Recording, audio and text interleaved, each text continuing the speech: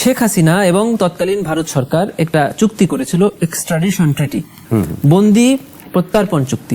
তার মানে হলো ভারতে যদি কোনো বাংলাদেশি বন্দী থাকে তাহলে তারা সেটিকে বাংলাদেশে ফেরত পাঠাতে বাধ্য থাকবে, আর বাংলাদেশে যদি কোনো ভারতীয় বন্দী থাকে তাহলে তাকে বাংলাদেশ যদি এই বিষয়ে ভারতীয় হাইকমিশন এবং ভারতের তরফ থেকে একটা ব্যাখ্যা দেওয়া হয়েছে যে হ্যাঁ প্রত্যার্পণ চুক্তি আমাদের আছে, কিন্তু সেই চুক্তিতে যদি আমরা মনে করি যে বিচারটি হয়েছে সেটা আসলে ইন্টেনশনালি বিচার হয়েছে তাহলে আমরা নাও দিতে পারি।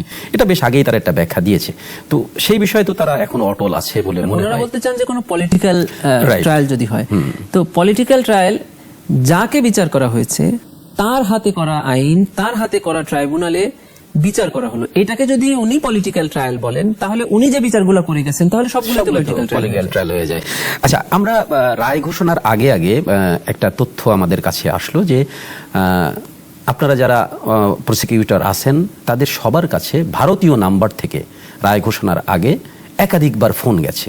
আসলে বিষয়টা কতটুকু সত্য বা আসলে ঘটনাটা কি, নেপথ্য বিষয়টা জানতে চাই। এগুলো তো আসলে একদমই ব্যক্তিগত ব্যাপার। তারপরেও আমরা কালকেই দেখেছি এটা যে সাবেক প্রধানমন্ত্রী শেখ হাসিনার ছেলে এবং ওনারই উপদেষ্টা জনাব সজীব ওয়াজেদ জয় তার ফেসবুকে আমাদের প্রসিকিউশন টিমের সকল সদস্যদের নাম এবং ফোন নাম্বার দিয়ে একটা স্ট্যাটাস দিয়েছেন। এই স্ট্যাটাসের পরে আমরা দেখতে পেয়েছি যে বিভিন্ন আননোন নাম্বার থেকে আমাদেরকে ফোন আসছে।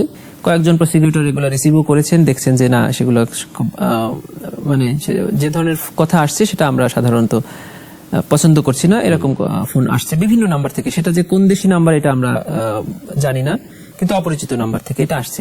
তো শুধু এটা না, এটা তো আপনি বলছেন যে অপরিচিত নাম্বার থেকে। আমরা ট্রাইব্যুনালে একটা আর্গুমেন্ট করেছিলাম, যেটা অ্যাটর্নি জেনারেল স্যার করেছিলেন, সেটা হলো যে এই মামলার আসামি শেখ হাসিনা উনি ভারতে বসে এই মামলা সম্পর্কে খবর রাখছেন এবং উনি কন্টিনিউয়াসলি কিছু কিছু বক্তব্য দিয়েছেন। ট্রায়াল শুরু হলেই উনি বললেন আমার বিরুদ্ধে 227টি মামলা হয়েছে, অর্থাৎ 227 জনকে মারার লাইসেন্স পেয়ে গিয়েছি। সেকেন্ড ল্যাঙ্গুয়েজে উনি বললেন যে ওদের বাড়িঘর, তোমাদের বাড়িঘর আছে, ওদের কি বাড়িঘর নাই? এই যে এটাও তো একটা উস্কানিমূলক কথা। এরপরে উনি আবার বললেন যে এতদিন তো উন্নয়ন করেছি, এবার এসে সব সাফ করব। এরপরে বলছে ওকে চিনে রাখো, ওর নাম লিখে রাখো, এটা তালিকা করে রাখো, আমরা এসে সবাইকে দেব। এই ধরনের থ্রেটেন্ড বক্তব্য উনি সবসময় দিয়ে যাচ্ছেন এবং এটাকে ট্রাইব্যুনাল আমলে নিয়ে একবার উনার এই ঘৃণাত্মক বক্তব্য নিষেধ এবং প্রচার করারও নিষেধের জারি করেছেন।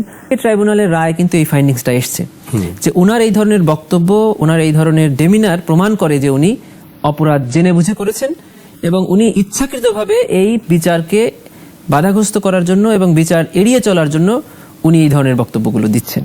হাসিনা পলাতক, রায় হয়েছে, জাতি খুশি, অলরেডি আমরা দেখছি মিষ্টি বিতরণ থেকে শুরু করে বিজয় মিছিল সবই হচ্ছে, বাট এই রায়টাকে কার্যকর করার জন্য কিন্তু কোনো পদক্ষেপ কিন্তু সরকারের নিতে হবে।